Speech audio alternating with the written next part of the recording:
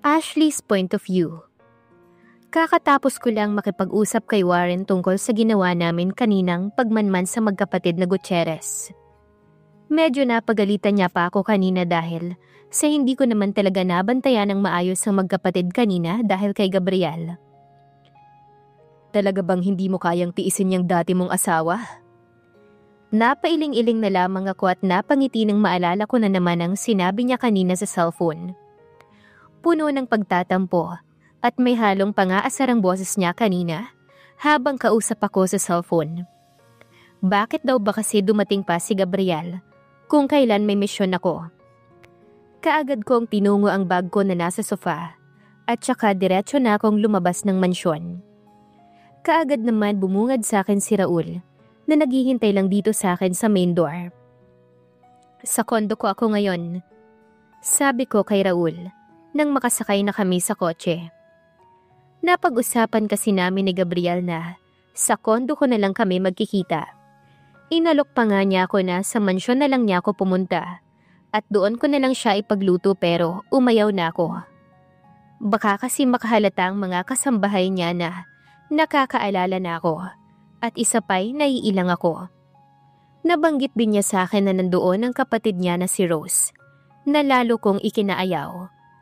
Simula nang makita ko siya nakasama si Cindy sa mall, ay lumayo na ang loob ko sa kanya. Mabilis lang ang naging biyahe namin ni Raul papunta sa kondo ko. Pagtingin ko sa relo ay saktong 7:00 na pala ng gabi. Bumaba na kaagad ako ng sasakyan. Habang si Raul naman ay may tinawagan para sa seguridad ko. Akala ko'y hindi ko mararanasan ang mga ginawa ni Daniel kay Rose para sa kaligtasan niya. Pero heto ako. Ako naman ang binabantayan. Pagkarating ko sa floor ng kondo ko ay nakita ko agad si Gabriel na nasa tapat na ng pinto ng unit ko. Lumingon naman kaagad siya sa akin nang marinig niyang yabag kong papalapit. Hi! Masigla kong sabi at binuksan ko na agad ang pinto gamit ang card ko. Kanina ka pa ba? Hindi naman. Almost 5 minutes pa lang. Hindi naman nakaligtas sa akin ang pagmamasid niya sa unit ko. Okay, maupo ka muna riyan at magluluto lang ako. Sumunod naman siya sa akin at naupo nga sa sofa na naroon. Napahilot ako sa noo ko bago sinagot ang tawag. Hello? I answered with a husky voice. Kinipkip ko pang mabuti ang kumot na nakabalot sa katawan ko. I am sorry to disturb your sleep, Ashley. But we have to move now. The Gutierrez sibling is moving. They're on their way to La Arnie Maniabo Debu para magbenta ng maling gamot. La Arnie Maniabo? You mean the daughter of the former mayor Edwin Maniabo? Yup. We're on our way to the event now. The party was about to start any minute by now. Get ready. Raul is waiting for you in the parking lot of your condo. Without saying goodbye, Daniel ended the call. Maybe he's really in a hurry. I need to get up now. I stared in the man beside me. He's sleeping peacefully while hugging the pillow. I can't help to fake a smile. I can't believe that he's not like this when we're still married. The man that I love. The man that I love until now. The missing piece of my heart and soul. The man who broken at the same time fixed me. I don't really know what should I do with him. Lalo ngayon na may nangyari na naman sa amin. Hinaplos ko ang buhok ni Gabriel at kinintalan ko ng isang halik sa pisngi. Kahit ano talagang gawin ko ay hindi ko mapigilan ang nararamdaman ko sa kanya. Ako pa rin yung dating Ashley. Marupok pa rin. Kung nabuhay lang siguro ang anak namin, baka malaki na siya ngayon. O hindi kaya ay malaki na ang pamilya namin ngayon. Dahan-dahan akong tumayo sa kama at nagtungo sa banyo para magbihis. Sandali lang akong nag-ayos sa banyo. At paglabas ko ng banyo ay nakita ko si Gabriel na nakasandal sa headboard ng kama ko at medyo inaantok pa. Where are you going? Malamyos na sabi niya. Tuluyan na akong lumapit sa kanya at naupo sa tabi niya. May pupuntahan lang ako saglit. Dito ka lang ah? his forehead creased. Saglit, pero yung suot mo para kang pupunta sa party. Sandali nga lang, basta dito ka lang, babalik ako kaagad. Hindi Ashley, ihahatid kita. San ka ba kasi pupunta? Umalis na siya sa kama at hinanap ang pantalon niya. Huwag na nga Gabriel, party yung pupuntahan ko pero saglit lang ako. Birthday ng pinsan ko kaya kailangan ko lang magpakita sa kanya sandali para hindi siya magtampo sa akin. Bumagsak ang balikat niya bago tumabi sa akin. Basta, saglit ka lang gaya ng sinabi mo. Buti nagising ako, kung hindi ay, baka magising na naman ako na wala ka na pala. Hinawakan ko siya sa kamay. Sandali lang ako, pangako. Paninigurado ko sa binata.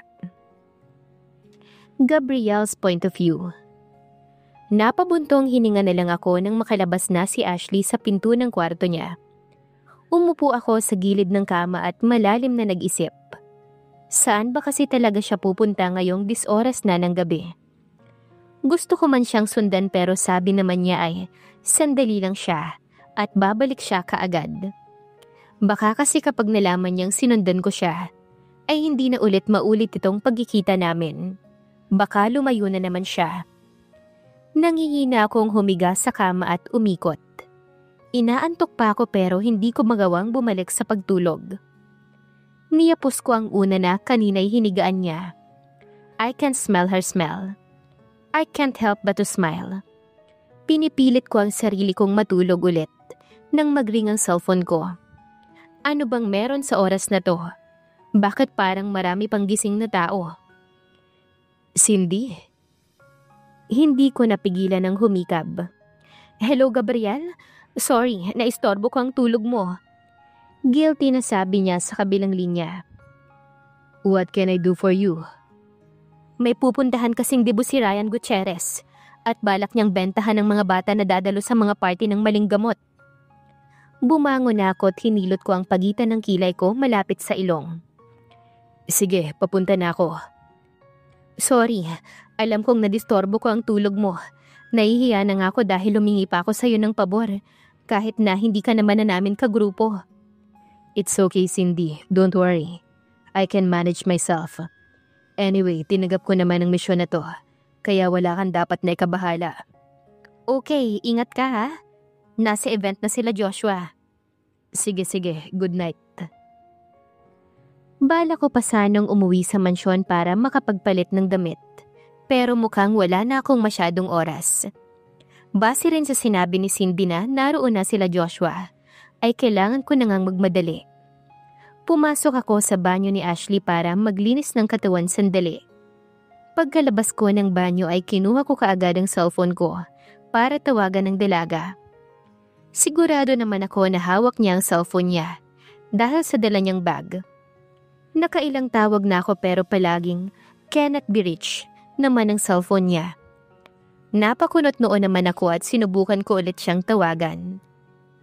The number you have dialed is busy at the moment. Please try again later. Nagulo na naman ang buhok ko sa frustration na nararamdaman ko.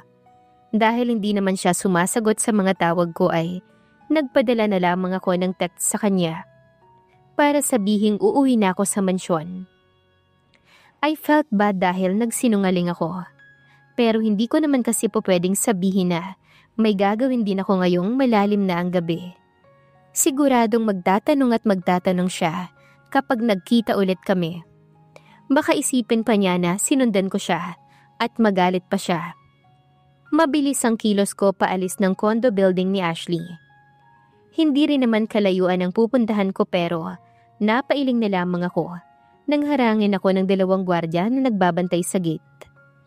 Sir, invitation niyo po. Sabay tingin ng isa sa bintana ng kotse ko. Sorry boss, wala po akong invitation. Waiter po talaga ako. May tinapos pa kasi akong trabaho kaya heto na late po ko. Pagdadahilan ko gaya ng turo ni Cindy. Sigurado ka sir na waiter ka? Tignan mo nga ang kotse mo at halatang mayaman ka. Tumawa ko ng pilit. Hindi ho sa akin to. Hiniram ko lang to sa katrabaho ko dahil wala na akong masakyan mula sa trabaho. Hindi rin po ako mayaman. Sadyang nadadala ko lang po ang sarili ko. Sige na nga sir, baka mapagalitan ka pa ng mga kasama mong waiter. Kanina pa sila nagsiserve. Sumaludo naman agad ako sa kanila at umaktong tuwang-tuwa na napagbigyan. Salamat boss. Sumaludo rin naman ito sa akin pabalik at tinuro pa sa akin kung saan pa ako pwedeng mag-park. Paglabas ko ng kotse ko ay humahangos na si Sander ang nadatnan ko. Papunta ito sa gawi ko at may bitbit na damit. Heto ang damit mo. Buti at may natira pang ganyan. Hinihingal na sabi niya sa akin. Kinuha ko naman kaagad ang damit. Saan ako magpapalit? Diyan na lang sa loob ng kotse mo. Malayo pa ang banyo. Nag-alangan pa ako sa sagot niya pero wala rin akong nagawa. Sumakay na ako sa kotse ko at nagmamadaling nagbihis. Wala pang 5 minuto ay lumabas na ako ng kotse ko habang nakabihis ng pang-waiter. Tara, aya sa akin ni Sander. Kanina pa nandito si Ryan. Sigurado ako na marami na siyang naalok pero mamaya pa niya ibibigay ang mga gamot kapag nilabas na natin ang mga inumin. Buong event ay napapaligiran na ng mga kasama natin pero wag pa rin tayong pakasigurado. Nagkalat din kasi tiyak ang mga espiya ni Ryan at nabanggit sa akin ni Lady Boss na may isa pang kasamahan na nagmamanman kay Ryan. So what's the real plan? Kailangan ay walang makatikim ng gamot na inaalok niya at kailangan na madala siya sa opisina ng walang galos. Ashley's point of view. May nakakadala ng ngiti sa mga labi ko habang papalapit sa akin si Ryan. Ang totoo niya ay kanina pa ako nagpapapansin sa kanya para lumapit siya sa akin, which I think is effective. Hi beautiful. He greeted me while wearing his bright smile. Hello there handsome. I really want to laugh right now because of my voice. I'll remind myself later to vomit. Kanina pa kita napapansin. Ngayon lang ako nakakuha ng tiyempo na malapitan ka. Ang dami mo kasing inaalokan ng mga gamot mo. Okay lang. Napansin ko nga ang dami mong kakilala. Hindi naman. May dumaan na waiter sa amin at pinahinto siya ni Ryan. Kumuha siya ng 2 wine at iniabot sa akin ng isa. Hindi ko sana tatanggapin pero baka mapahiya siya. Or worst, mabuko pa ang plano namin. I fake a smile. I'm sorry but I don't drink. Ngumiti naman siya sa akin pabalik. Really? Tikman mo lang. Kung ayaw mo talaga, huwag mo nang ubusin. Hinawakan niya ako sa baywang at dinala ko sa hagdan. Where are we going? Mahinahon kong sabi, pero medyo kinakabahan ako. Doon tayo sa balcony para malamig ang simoy ng hangin. Ayaw mo ba? Alanganing sabi nito. Tinitigan ko naman siya sa mga mata. I can't see anything aside from darkness. O okay lang naman. Nagpatinaod nila mga ko sa lalaki hanggang sa mapadpad kami sa railings ng balcony. Marami kasing tao sa baba at hindi kita makakausap ng maayos doon. Alam mo na, gusto pa kasi kitang makilala. Hindi ko pinahalatang naiilang ako. You can drink the wine, Ashley. It's harmless. Nagulat pa ako nang may biglang magsalita sa tenga ko. Oo nga pala, I'm wearing a small voice retriever that is connected to Daniel and Raul. I'm just here in the bus. Can see you clearly from here. Dagdag ni Daniel. So what's your name? I should act like he's a stranger to me. I'm Ryan, and you are? I'm Victoria. My name when I'm on a mission. Alukin mo siyang uminom pero uminom ka rin.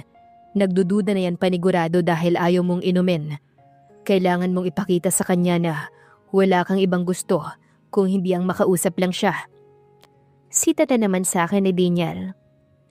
Parating na sila Ryan riyan. Sa oras na mapainom mo ng wine si Ryan, ay mawawala na siya ng malay anumang oras. Kaya abangan ka nila Ryan bago pa malaman ng mga tauhan ni Ryan. Huminga ko ng malalim bago humarap sa malawak na hardin. Nahihiya akong uminom sa harap mo, Ryan. Baka kasi maibog ako. Kunwari ay nahihiya akong sabi. Narinig ko naman ang pagtawa niya ng mahina. Okay lang. Nasabi mo naman kanina na hindi ka umiinom. Kaya nasa expectation ko na yon. Nakakaloko itong ngumiti sa akin at inirapan ko naman siya ng pabiro. Sabay tayo ha? May lambing na saad ko. Umiling naman siya. Ikaw muna. Saglit lang to sa akin eh. Sabay taas ng wine niya. Mautak din ng masamang tao na to. Tama nga si Daniel. Nakikiramdam lang isang to. Nga naman, kriminal kasi. Takot mawala. Inilapit niya ang baso niya sa baso ko. Wala naman akong ibang ginawa kung hindi ang ngumiti sa kanya. Cheers! Tumango naman ako at sabay na sana naming iinumin ng wine nang mabasag ang wine glass na hawak ni Ryan. Nagulat ako sa nangyari habang si Ryan naman ay matalimang tingin sa akin. What happened? Tanong ko sa kanya habang inaabsorb ang nangyari. Hindi nito inalis ang tingin sa akin habang pinapahid ang wine na tumapon sa kanya. You're an asset, right? Kinilabutan ako sa boses niya. Napakalamig at tila may iba pang emosyon ng boses niya. Well, sorry to say, pero hindi niyo ko basta-basta matatapos. Natawa pa siya ng pagak. Sa dami ba naman ang nagtangka sa buhay ko, hindi na bago sa akin to. Lalo na nang sabihin sa akin ng isang tauhan ko, may nakapasok raw na nagpapanggap na isang waiter. Lumapit lalo ang mukha nito sa akin. Tell me, kasabwat mo ang mga waiter, hindi ba? Napahawak na lamang ako ng mahigpit sa wine glass ko. Wala akong alam. Baka ikaw ang kasabwat ng mga waiter dahil usap-usapan na naglalagay ka ng mga gamot sa wine bago mo maiserve. Hindi ko alam ang sinasabi mo. I won't buy it. Kaya pinapakaramdaman kita na kanina na inumin ng wine. Kasi alam ko na may plano ka para sa akin. Mabait naman ako sa mabait eh. Binitawan ni Ryan ang hawak na basag na wine glass. Kaya lalong nabasag nang mahulog sa sahig. Pero hinding-hindi ako magpapahuli. I'm thankful to the person who struck my wine glass with a bullet. I will take that as a threat.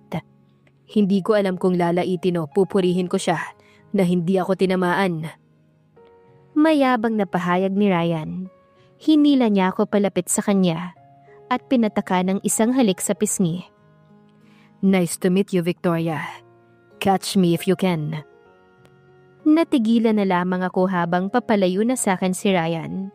Hindi ko alam ang gagawin ko.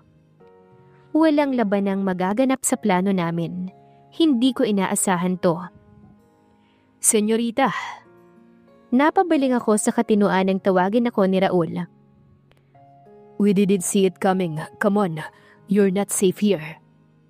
Nagpatinaod na lamang ako kay Raul hanggang sa makarating kami sa sasakyan at mabilis kaming umalis sa lugar na yon. That was close. Bulong ni Raul habang sakay kami ng kotse. Say something, senyorita. Sir Daniel is worried of you. I honestly don't know what to say. You okay, Ashley? Akala ko ay naputol na ang koneksyon namin ni Daniel na nakakabit sa tenga ko. I am. Nagulat lang siguro ako sa bilis ng mga pangyayari. Hindi ang mga tauhan ko ang may gawa nun. Nasira pa ang plano natin. Dahil sa bumalak na tapusin si Ryan kaagad. Ngayon, lalo nang hinigpitan ng seguridad sa kanya ng mga bodyguards niya. Hindi ko alam kung magpapasalamat ako na hindi natamaan si Ryan. Kasi kung sakali mang tumama sa kanya ang bala, ako agad ang nasa scene at sigurado na ako ang ididiin. Buti at ligtas ka. Sa mansyon ka na muna matulog. Sigurado ko na matunog ka ngayon kay Ryan. Hindi magtatagal ay makakarating ang mga nangyari ngayon sa mga Gutierrez. Hindi man niya nakuha ang tunay mong pangalan. Nakilala naman niya ang mukha mo ng malapitan. Kaya kailangan nating mag-ingat. Sino naman kaya ang nagpatama sa hawak na baso ni Ryan? Si Gabriel kaya? At ano ang iisipin niya gayong nakita niya si Ashley sa party? Abangan sa susunod na kabanata. Please like, share, subscribe for more updates. Maraming salamat po.